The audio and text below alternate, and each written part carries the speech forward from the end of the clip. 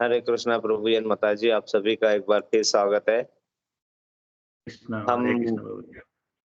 हरे कृष्णा, हम भगवत गीता जो भगवान का गीत है, यथारूप, जो हमारे पास प्रभुपाद जी ने बहुत ही सुंदर तरीके से और हमें समझने लायक तरीके से हमारे लिए प्रस्तुत किया है। उसके सब सारांश और उसका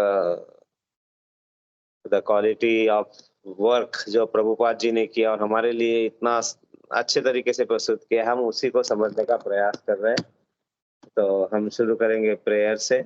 मैं शेयर करता हूँ प्रेयर्स।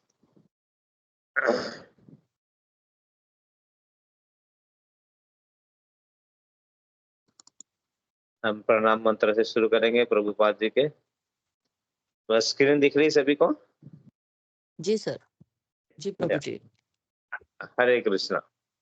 हरे कृष्ण। ओम ओम अज्ञानतिमिरान्धस्य अज्ञानतिमिरान्धस्य ज्ञानञ्जनं शलाकया चक्षुरुन्मिलितं येन तस्मै श्रीगुरुवे नमः।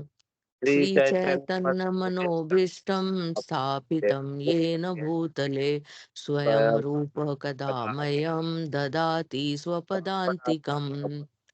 वन्देऽहं श्रीगुरोः श्रीयुतपदकमलं श्रीगुरून् वैष्णवान् च श्रीरूपं साग्रजातं सहगण रघुनाथान्वितं तं सजीवम् साद्वैतं सावधूतं परिजनसहितं कृष्णचैतन्यदेवं श्रीराधा कृष्णपादान सहगण ललिता श्रीविशाखान्वितांश च। हे कृष्ण करुणा सिंधो दीनबंधो जगतपते गोपेश गोपिका कांत राधा कांत नमस्तुते। तप्त कांचन गौरांगी राधे वृंदावनेश्वरी ते देवी प्रणमामि हरि प्रिये। वाञ्छाकल्पतरु वाञ्छाकल्पतरुभ्यश्च कृपा सिन्धुभ्यैव च पतितानां पावनेभ्यो वैष्णवेभ्यो नमो नमः। जय श्री कृष्ण चैतन्य प्रभु नित्यानंद श्री अद्वैत गदाधर श्रीवासादि गौर भक्त वृंद।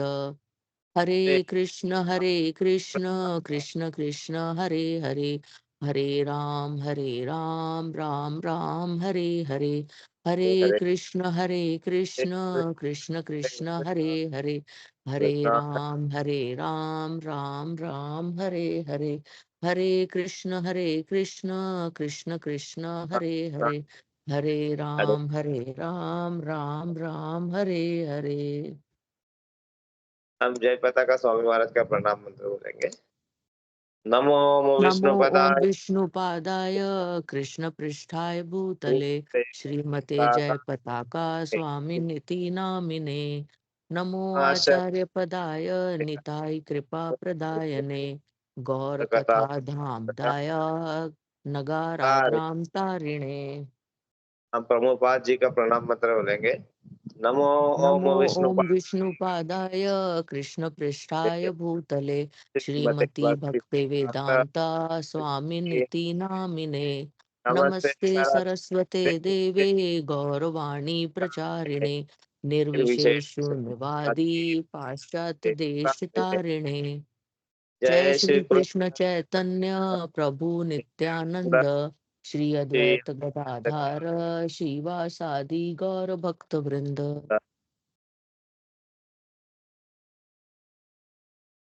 ओम नमो भगवते वासुदेवाय। ओम नमो भगवते वासुदेवाय। ओम नमो भगवते वासुदेवाय।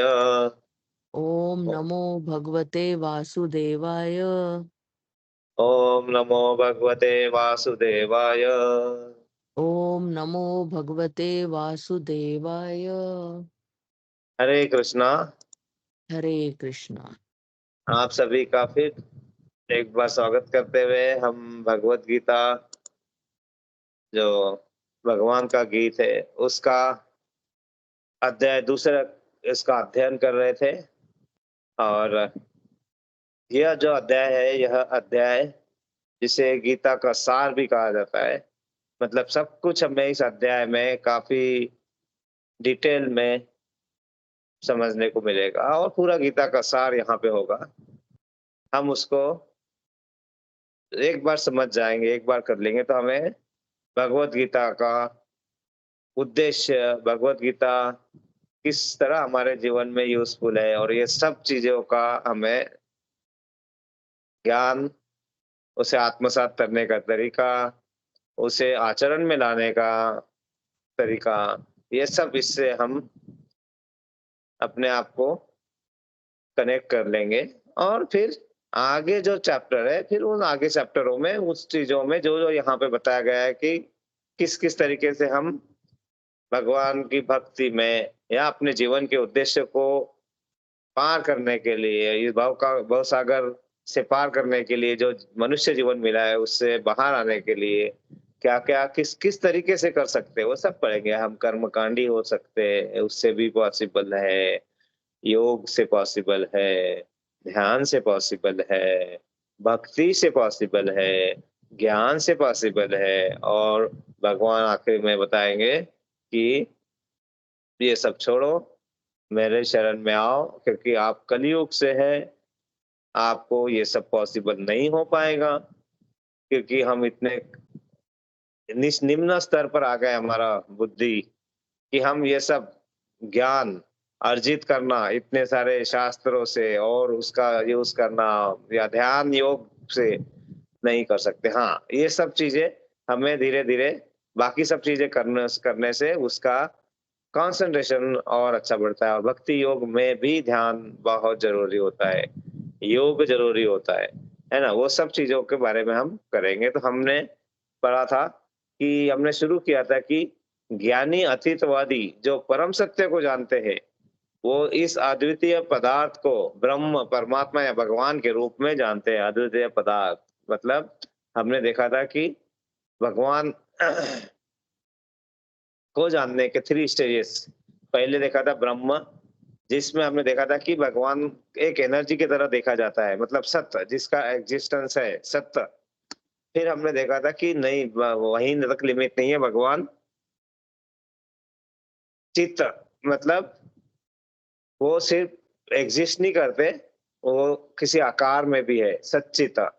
और वहां तक ही सीमित न होके भगवान को समझने की जो सबसे फाइनल स्टेज है परमात्मा, भगवान को रूप में, परमात्मा रूप में सबके अनुकरणों में भगवान हर जगह प्रेजेंट है।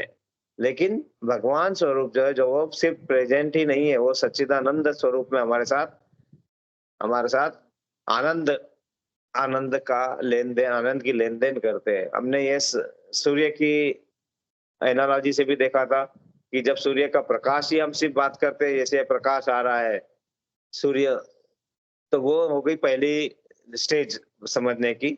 फिर हमने देखा था कि वो ही नहीं, हम उसका सरफस, सूर्य का सतह सतह देखेंगे और उस सतह के बारे में अगर हम पता करने की कोशिश करेंगे तो वो जो होगा वो टेक्नोलॉजी, मतलब वो सूर्य की किरणें हर सतह पे जाती है। वो ये नहीं देखती है कि यहाँ पे क्या अंधकार है, यहाँ कीचड़ है, यहाँ मलमूत्र है, या यहाँ भगवान मतलब अच्छे लोग हैं, या यहाँ पे पेड़ लगे हुए हैं, यहाँ पे बिल्डिंग है, कुछ नहीं, हर कण कण में जाती है। तो दैट इज परमात्मा उसमें। और तीसरी एनालॉजी थी कि यहीं तक नहीं, अगर आप उसके अंदर क्या है, सूरज के अंदर उसके अध्ययन के बारे में पता करना चाहते हैं, उसका अध्ययन कर रहे हैं, उस बारे में हम उस वहां तक कनेक्ट कर रहे हैं, तो वो हुई भगवान की अनुभूति, मतलब संपूर्ण सच्चिदानंद स्वरूप। हमने इसको दूसरे एग्जाम्पल से भी देखा था कि ट्रेन वाला जंक्शन, कि पहले अगर हमको पता करना है कि भगवान, परमात्मा और ब्रह्म, इसमें क्या डिफरेंस है। ब्रह्म जहाँ प्रकाश है, ज्योति, यहाँ वो ट्रेन है, उसका आकार है, और वहां से आदान लेन देन, आदान प्रदान सब हो रहा है। तो दिस इज सच्चिदानंद स्वरूप। और हमने देखा था जब सच्चिदानंद स्वरूप होता है तो पूर्ण आनंद की प्राप्ति होती है। और आनंद को यहाँ देखिए हर एक कलर से लिखा है, मतलब जीवन के आपके हर रंग की अनुभूति आप बहुत ही आनंदमय तरीके से कर सकेंगे जब आपको भगवान का रियलाइजेशन होगा, और जब हमें उनके साथ कनेक्ट करने के सही मार्ग, सही तरीके से हम उनके साथ कनेक्ट करेंगे। अपनी जो भी भौतिक क्रियाएँ हैं, जो कर रहे हैं, जो हमारा कर्तव्य है, वो करते-करते भगवान को समझने का प्रयास करेंगे, और वो भी उस लेवल पे जाके समझना, एब्सोल्यूट ट्रूथ, मतलब इसके इन सत्य के अलावा और कुछ सत्य सत्य नहीं है, है ना? यही नित्य है, बाकी तो आता जाता रहता है ना? तो ये हमने देखा था। इसके आगे हम थोड़ा आगे बढ़म करते हैं। तो यहाँ पे हमने ये भी देखना चालू किया था, भगवान, भगवान को भगवान क्यों कहते हैं? भग मतलब धातु, धातु से बना। यहाँ पे भगवान मतलब जो सब में, जैसे हम बोलते हैं दयावान, धनवान, मतलब उसमें सबसे ज्यादा जिनके पास है। भग, ये 6 ऐश्वर्यों के पूर्ण धनी है। पूर्ण धनी है, संपूर्ण धनी, ये समझना ज़रूरी है।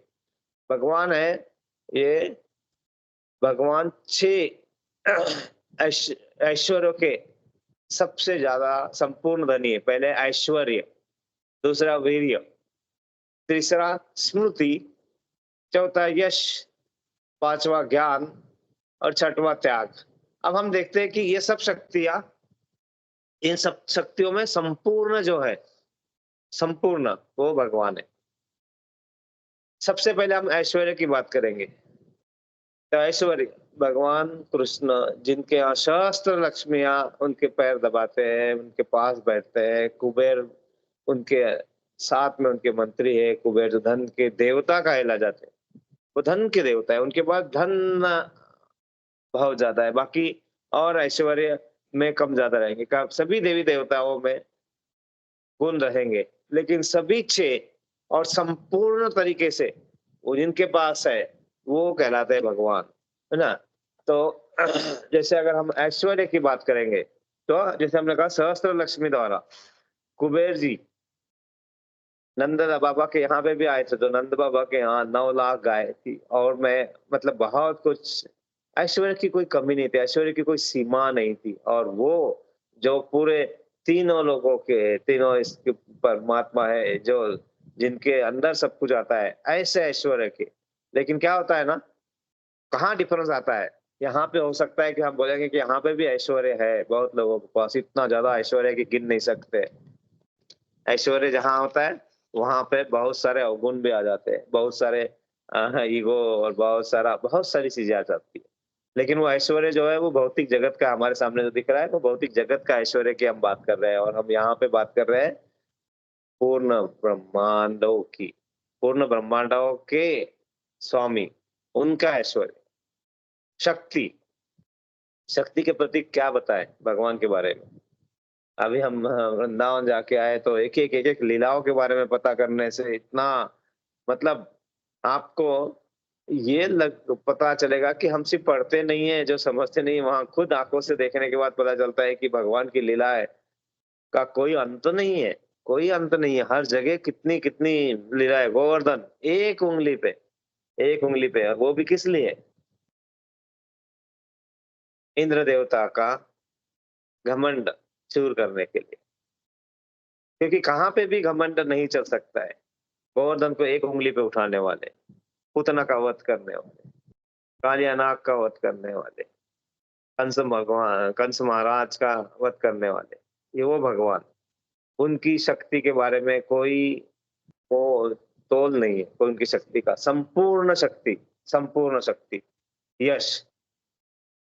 यश मतलब कैसा है ना, हम थोड़ा-सा हमें कुछ मिलता है कि अरे ये इनको ये मिल गया है, अभी इनको ये यश मिला है, अभी इनका यहाँ एक पेपर छप गया है, इनका यहाँ बहुत जगह नाम आ रहा है, वेबसाइट पे नाम आ गया है, और ये सब, ये हम उसको यश की परिभाषा में ले आते हैं।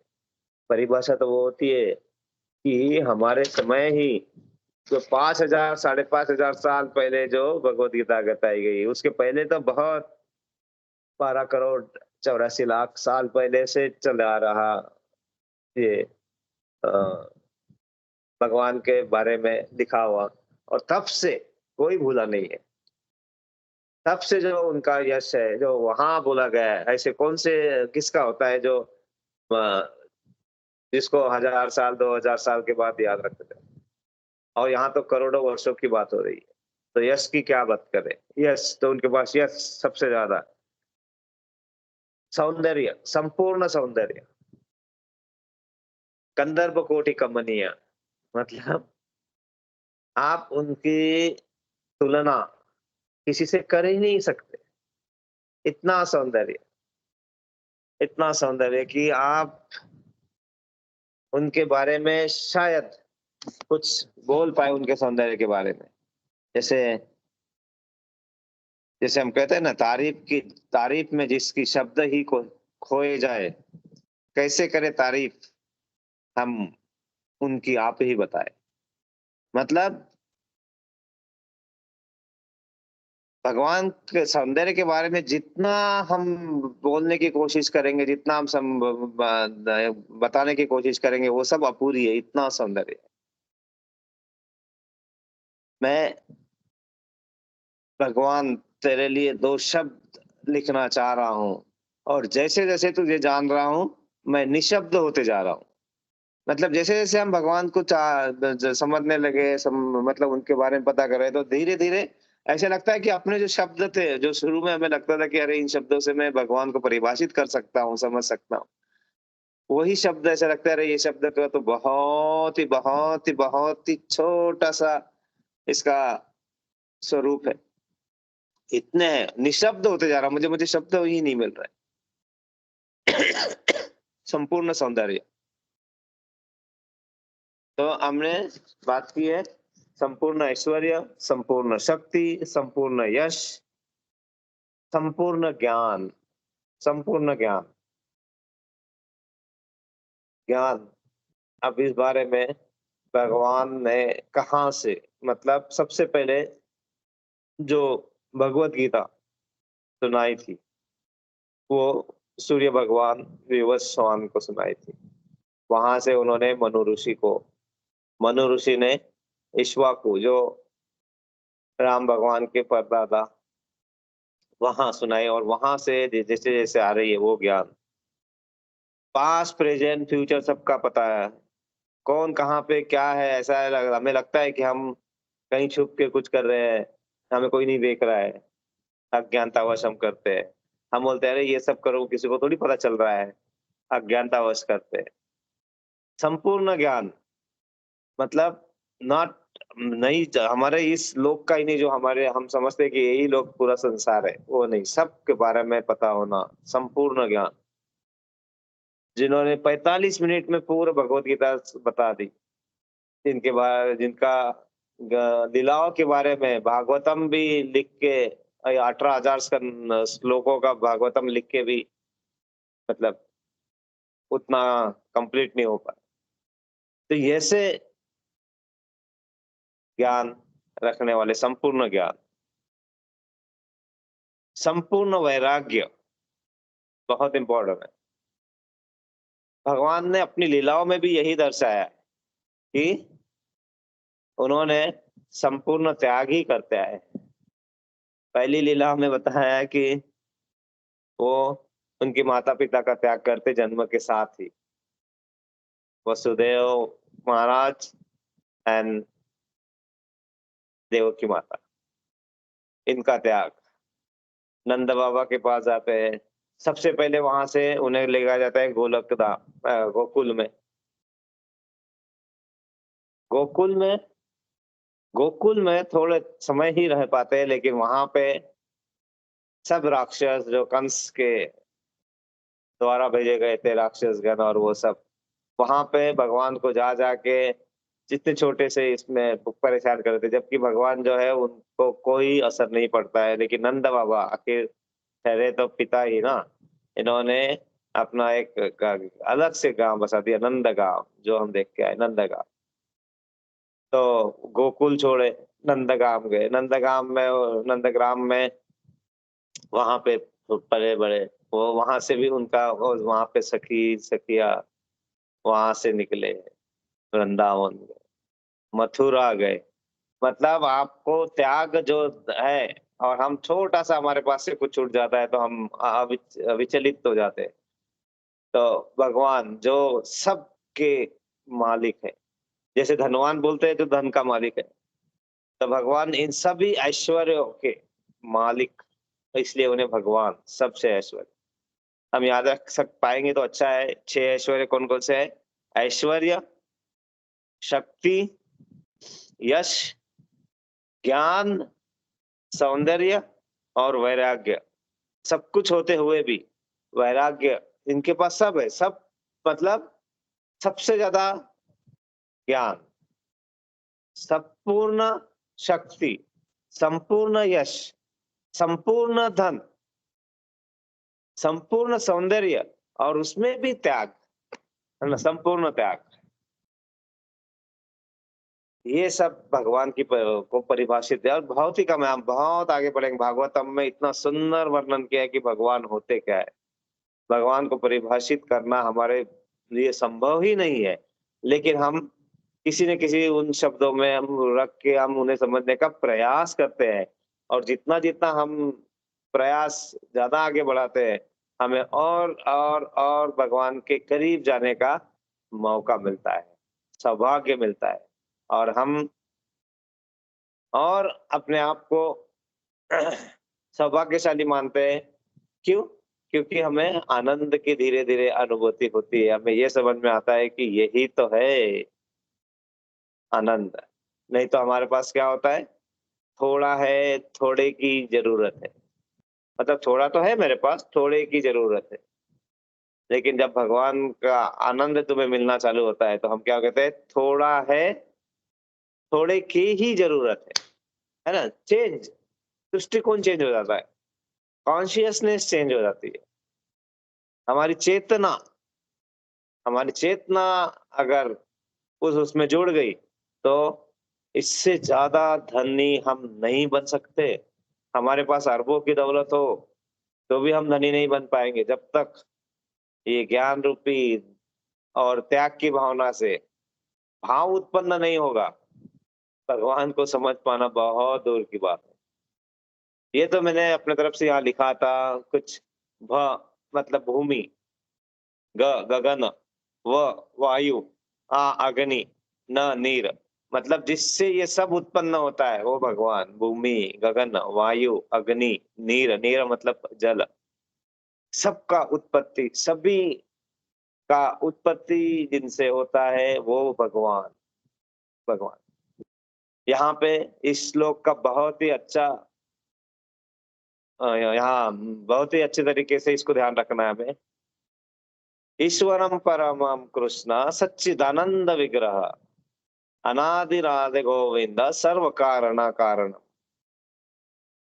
ईश्वर परम, परम ईश्वर है जो कृष्ण है, सच्चिदानंद विग्रह है, अनादिरादि गोविंद है। न पहले इनके पहले न इनके बाद में ऐसे कोई गोविंद। गोविंदा मतलब जो गो गायों की अ, रक्षा करते हैं, गायों की गोविंद, और जिनका अपने इंद्रियों पे कंट्रोल है, गोविंदा। सर्व कारण कारणम मतलब सभी कारणों के कारण है। और सभी कारणों के कारण होने के बाद भी वो अव्यक्त अकर्ता है। मतलब वो उसमें पार्टिसिपेट नहीं करते उस कार्यों में। उसका बहुत ही सुंदर एग्जाम्पल है।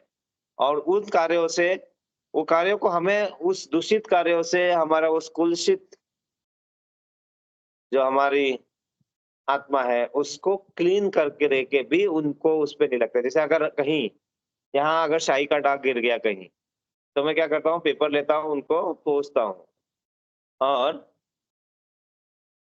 क्या होता है वहां से तो दाग हट जाएगा शायद, लेकिन वो दाग कपड़े पे लग जाता है। भगवान सब कुछ करते हैं, सभी के पापों को हटते हैं, फिर भी उन्हें कोई फर्क नहीं पड़ता है। फर्क नहीं मतलब उन्हें कोई भी, मतलब इतना सफाई करने के बाद भी उनको इसमें कोई कमियां नहीं होती है। और वो सभी को समान तरीके से देखते हैं। एग्जाम्पल है, जब सूर्य प्रकाश सब तरफ फैलता है तो वो ये नहीं देखता कि अच्छी चीज है या बुरी चीज है, वो हमारी नजर में है। भगवान के लिए तो सभी बराबर है, क्योंकि परमात्मा रूप में वो हर जगह विराजमान है। तो एग्जाम्पल है, जब धूप गिरती है, धूप निकलती है, तो जहां पानी गिरा है छोड़ा होता सा, वो पानी को सोख लेती है। वहीं जहां मूत्र गिरा हुआ है, मलमूत्र है गिरा हुआ है, उसको भी सोख लेती है। जो गंदगी कहाँ है उसको भी सोख लेते हैं, और उसके बावजूद भी भगवान जैसे थे, जैसे है, उनके ऊपर उसका कोई मतलब उसमें मलिनता आती है या कुछ आती, कुछ भी नहीं आता है। लेकिन वो सब चीजों को क्लियर कर देते हैं, और सभी कारणों के कारण अब है, और बिना उसमें अव्यक्त अकर्ता, मतलब वो कर्ता के रूप में नहीं है उसमें, फिर भी सब कुछ करते हैं। दैट इज कॉल्ड सर्व कारण कारण।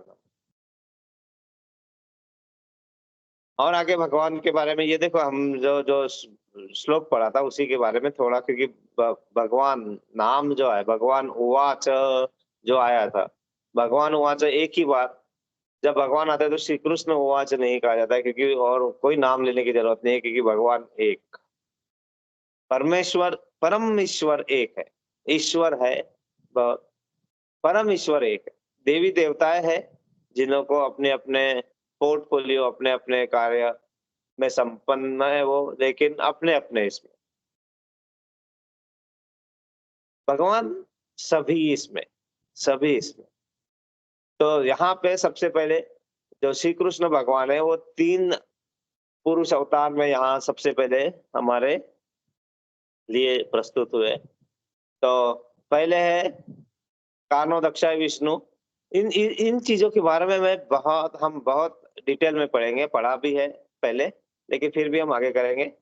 ये सर्वप्रथम ये जो है कानो दक्षाय विष्णु है, जिनके उदर में समस्त ब्रह्मांड है, और उनके प्रत्येक श्वास के चक्र के साथ ब्रह्मांड प्रकट होते हैं और विनिष्ट होते रहते हैं। श्वास से आता है ना, तो उनके हर एक, ये जो हमारे शरीर में बाल होते हैं ना, उसमें एक छोटे छोटे छेद होते हैं, तो हर एक छेद में से एक एक ब्रह्मांड की उत्पत्ति होती रहती है और जाते रहते हैं। जो वो है प्रथम पुरुष अवतार, जैसे कार्नो दक्षाय विष्णु कहा जाता है, जैसे महाविष्णु भी कहा जाता है, कार्नो दक्षाय विष्णु बताऊंगा अभी थोड़ी देर में। दूसरा अवतार है गर्भोदय विष्णु, गर्भोदक्षाय विष्णु, सॉरी, हरे कृष्ण। गर्भोदक्षाय विष्णु जो प्रत्येक ब्रह्मांड में प्रवेश करके, देखो प्रत्येक ब्रह्मांड में प्रवेश करके उसमें जीवन प्रदान करते हैं, तथा जिनके नाभि कमल से ब्रह्मा जी उत्पन्न हुए, वो दूसरे पुरुष अवतार गर्भोदक्षाय विष्णु। तीसरे अवतार है शिरोदक्षाय विष्णु, जो परमात्मा रूप में प्रत्येक जीव के हृदय में तथा सृष्टि के प्रत्येक अणु में उपस्थित होकर सृष्टि का पालन करते हैं। तो इसको थोड़ा सा जस्ट 2 मिनट में हम इसको काफी डिटेल में पढ़ेंगे, समझेंगे, थोड़ा सा हम देख लेते हैं उसको।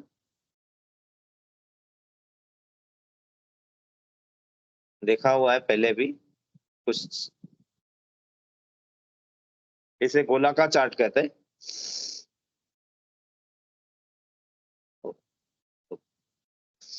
इंग्लिश वाला आ गया।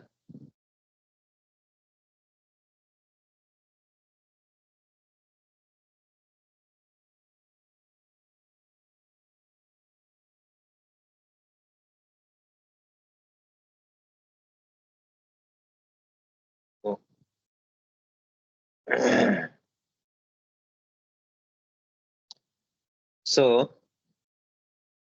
दिख रहा है, बहुत छोटा दिख रहा होगा, अब दिख रहा है? जी प्रभु जी, दिख तो रहा हाँ है। जी, दिख रहा है। हाँ, ये देखिए, है ना।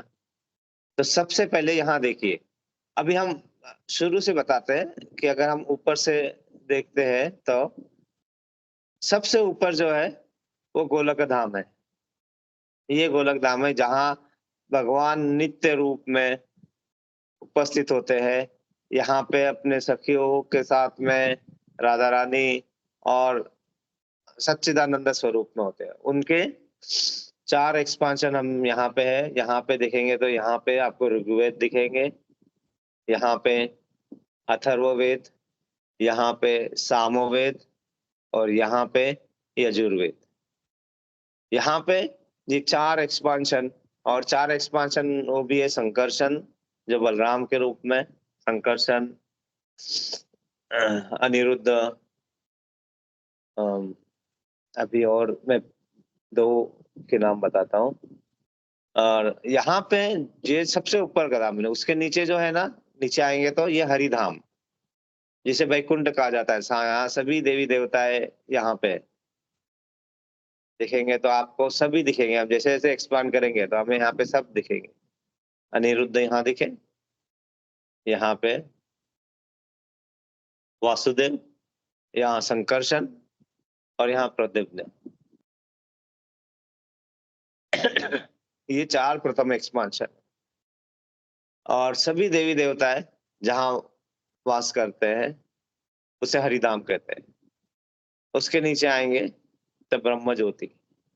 ब्रह्म ज्योति मतलब जो भगवान को शक्ति के रूप में तो स्वीकार करते हैं, लेकिन उसे आकार है या सच्चिदानंद स्वरूप में वो आदान प्रदान भी करते हैं हमारे साथ, वहां तक ना समझ के सिर्फ ब्रह्मा ब्रह्म के रूप में ही जानते हैं। वो पूरी उनकी भी श्रद्धा पूरी भगवान में होती है, लेकिन वो उनका वो पूरा संपूर्ण जीवन उनमें व्यतीत करने के बाद अगर उन्होंने सब किया तो वो ब्रह्म ज्योति में यहाँ तक विलीन होते हैं। यहाँ तक इसके ऊपर जाने के लिए हमें गोलक धाम में जाना है, तो उसमें सब हमें संपूर्ण रूप से शरणागति और हमें भगवान को सच्चिदानंद स्वरूप में समझना है और उसके बारे में समझ के उसमें उस तरह से आचरण में लाना है। हम आते हैं यहाँ पे जिसकी बात कर रहे थे, हम यहाँ देखो, ये सबसे पहले जो है ये है कारणोदक्षाय विष्णु। कारणोदक्षाय विष्णु, ये जो कारण कारण अर्णव विरजा नदी, ये जो इस नदी में अपने पुरुष अवतार में, महाविष्णु अवतार में भगवान लेटे हुए, इनके हर एक शरीर के कण कण से और अपने एक एक पोर से ब्रह्मांड की उत्पत्ति होती रहती है और ब्रह्मांड के विलीन होते रहते हैं। यहाँ इनकी दृष्टि रमा देवी पे पड़ती है, उसकी छाया जो है वो माया देवी, और उस माया देवी के लोक में मतलब उनके किले में, दुर्गा देवी भी कहते हैं उन्हें, उनके किले में हम रहते हैं। किले में मतलब फोर्ट में। जब भी इसकी उत्पत्ति होती है, किसकी, ये भौतिक जगत की, तो ये जो महातत्व है, हम पढ़ेंगे 24 महातत्वों के बारे में। उस महातत्व में जो शंभु है, शंभु और जो दुर्गा देवी है, इस शिव तत्व के सहायता से ये ब्रह्मांड एक भौतिक जगत की उत्पत्ति करते हैं। यहाँ पे हमने दूसरा जो अवतार में, पुरुष अवतार में दूसरे देखे, वो यहाँ है गर्भोदक्षाय विष्णु। यहाँ पे शेष नाग पे लेटे हुए भगवान लक्ष्मी जी उनके पैर दबा रहे हैं, और ये गर्भोदक्षाय विष्णु, इनकी नाभि से, इस नाभि कमल से ब्रह्मा जी की उत्पत्ति होती है। और ब्रह्मा जी जो पूरे जो हमारे ब्रह्म ये है भौतिक जगत, उनका सब के इंजीनियर कह सकते हैं, इंजीनियर है ब्रह्मा जी। लेकिन यहाँ देखिए नाभि कमल, ये जो है ये नाभि कमल यहाँ पे है, नाभि से निकला हुआ कमल, लेकिन ये उसकी डंडी है ना उसकी। तो उसमें देखिए ये सब लोगों के बारे में, हम यहाँ पे भूर लोक में, पृथ्वी लोक में, जो मनुष्य वो अन्य अन्य नश्वर प्राणियों का लोक है ये। उसके ऊपर जाएंगे तो प्रेतात्माओं का लोक है जो भूवर लोक कहलाता है। उसके ऊपर देवताओं का लोक है स्वर्गलोक। उसके ऊपर भृगु मुनि और प्रजापतियों का लोक महरलोक। उसके ऊपर प्रजापतियों का लोक जनलोक। उसके ऊपर 4 कुमारों का लोक तपोलोक।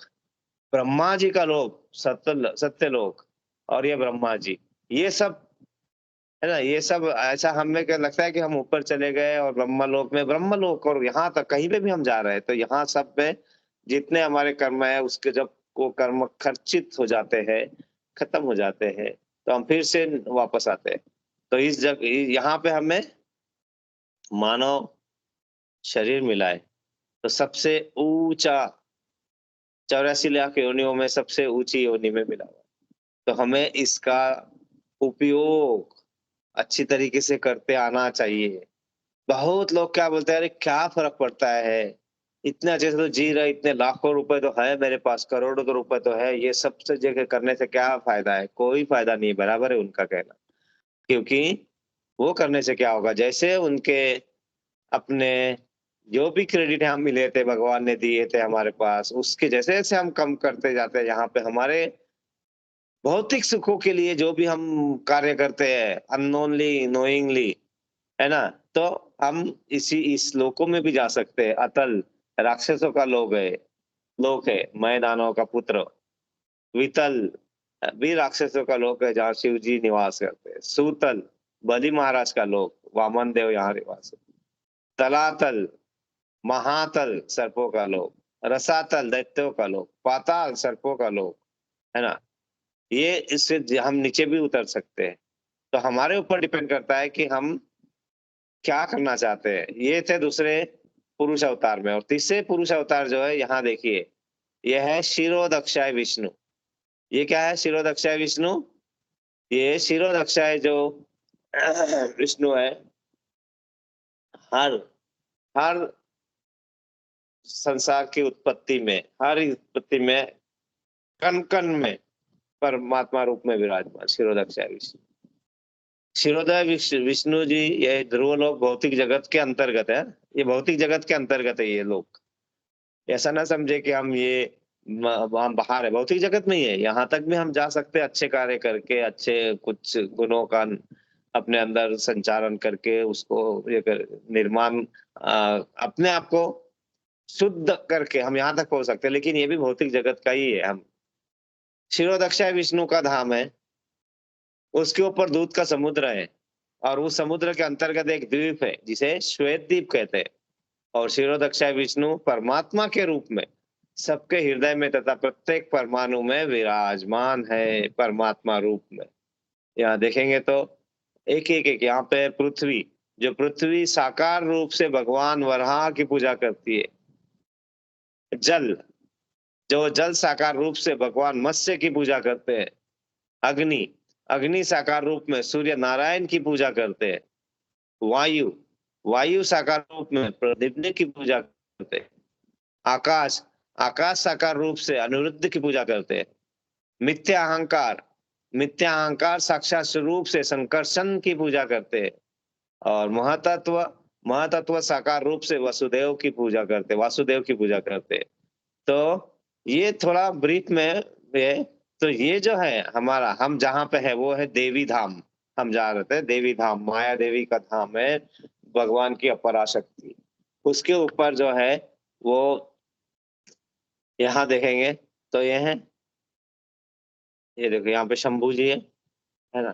तो ये है महेश धाम, यहाँ से यहाँ तक।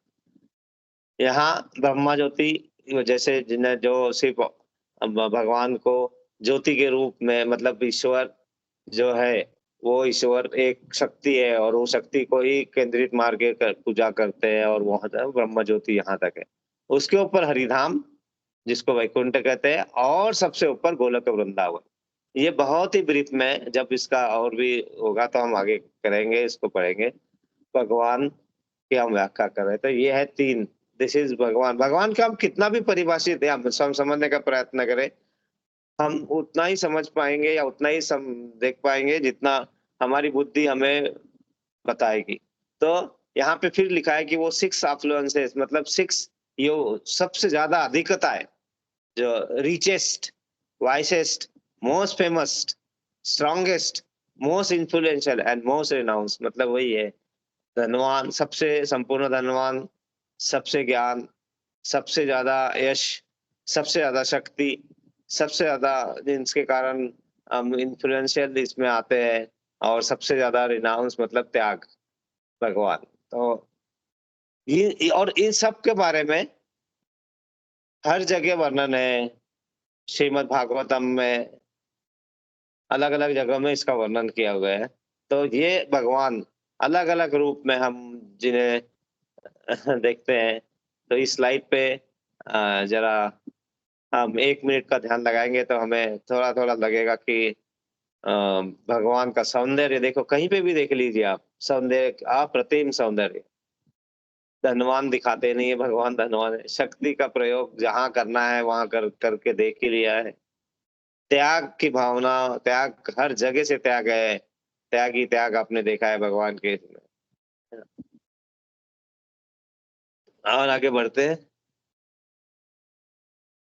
64 क्वालिटीज जो सिर्फ भगवान में ही होती है। 64 यहाँ लिखी हुई है, मैं पढ़ूंगा नहीं, हम कहीं पे चाहे तो मैं सब लिख देंगे, इसको हिंदी में भी लिख के दे देंगे। 64 क्वालिटीज, यहाँ 60 लिखी हुई है।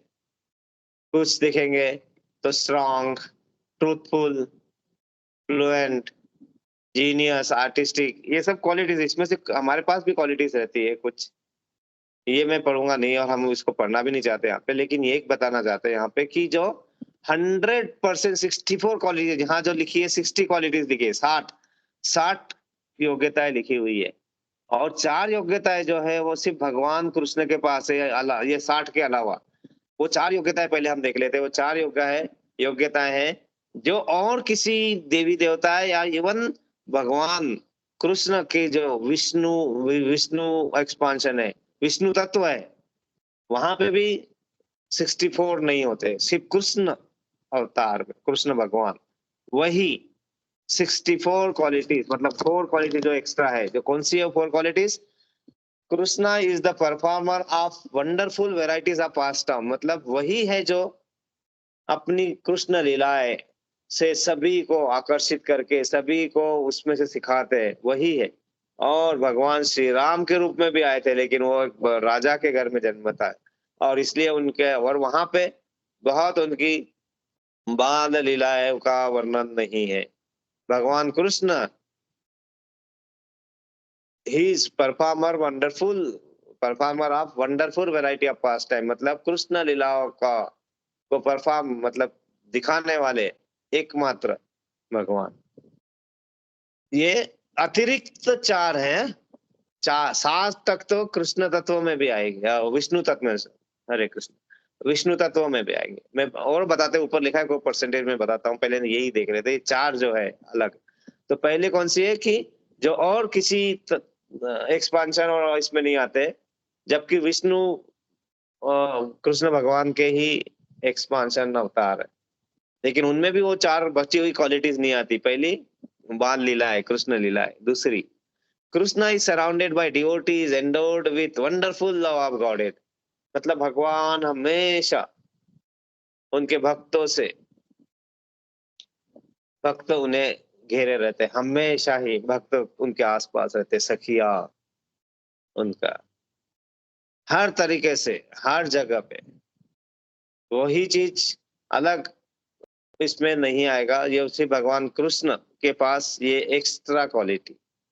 Third, Krishna can attract all living entities all over the universe by playing on his flute, मतलब अपनी बांसुरी से वो सभी जगत के, सभी ब्रह्मांडों के लोगों को आकर्षित कर सकते हैं।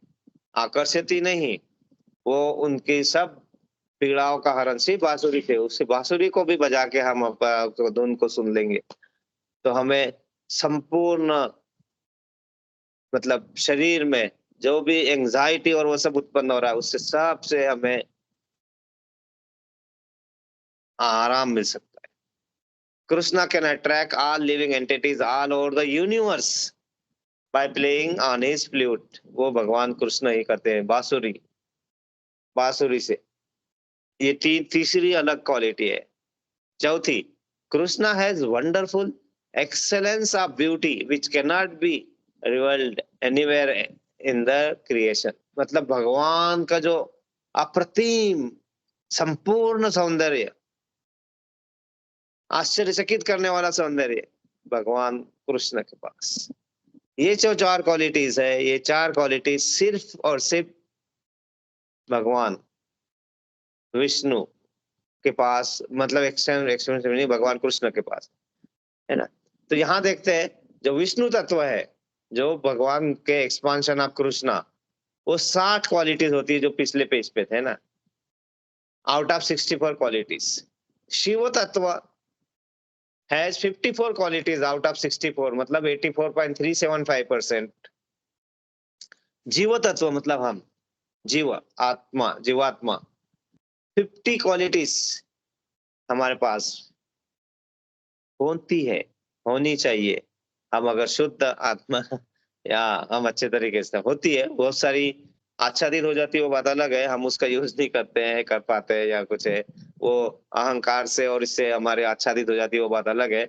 लेकिन 50 क्वालिटीज है ना भगवान को। तो भगवान इसलिए भगवान को क्या कहते हैं?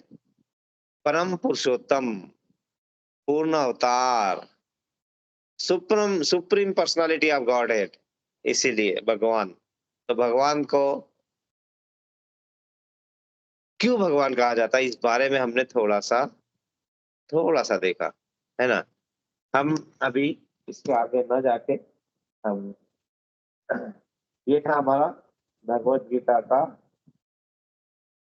दूसरे अध्याय का दूसरा श्लोक, जिस बारे में हमने पिछले अध्याय से शुरू किया, पिछले क्लास से शुरू किया था, इस क्लास तक हम लेके आए हैं थोड़ा। तो ये जो श्लोक था, श्री भगवान ने कहा और हमसे भगवान के बारे में हमने पता किया। हम इसके आगे हम पढ़ेंगे। इसके पहले हम आगे बढ़े, किसी की कोई प्रश्न कुछ है? बहुत सारी चीजें और डिस्कस करने के लिए हम करेंगे। किसी का कोई प्रश्न है, कुछ है तो पूछ सकते हैं। और सभी हम यहाँ पे हम इसी तरह अध्यात्म में आगे बढ़े और हमारी प्रगति हो अध्यात्म में, इसके लिए हम सबके लिए प्रेयर करेंगे। सभी को जो जो कठिनाई या कुछ भी हो रही है, उन कठिनाइयों को हम अच्छे से उठा सके और उसको पार करने में हम सक्षम हो सके, स्थिरता हो मन में। ये सब चीजों के लिए हम भगवान से प्रेयर करेंगे। किसी का कोई स्पेशल प्रेयर है, फिर ये मैं उसके बाद में थोड़ा सा हम 10 मिनट में हम अपना कुछ डिस्कशन करेंगे। तो हम पहले प्रेयर करते हैं सबके लिए। हरे कृष्णा हरे हरे कृष्ण, कृष्णा कृष्णा कृष्णा हरे हरे, हरे राम हरे राम राम राम हरे हरे। हरे हरे हरे कृष्णा कृष्णा कृष्णा हरे हरे, हरे राम राम राम हरे हरे। हरे कृष्णा कृष्णा कृष्णा हरे हरे, हरे राम राम राम हरे हरे। हम प्रभुपाद जी के लिए, गुरुदेव के लिए प्रेयर करेंगे 3 बार। हरे हरे कृष्णा हरे कृष्णा कृष्ण, कृष्णा हरे हरे, हरे हरे राम राम हरे हरे। हरे हरे कृष्णा कृष्ण, कृष्णा हरे हरे, हरे राम राम राम हरे हरे। हरे कृष्णा कृष्णा कृष्णा हरे हरे, हरे राम राम राम हरे हरे।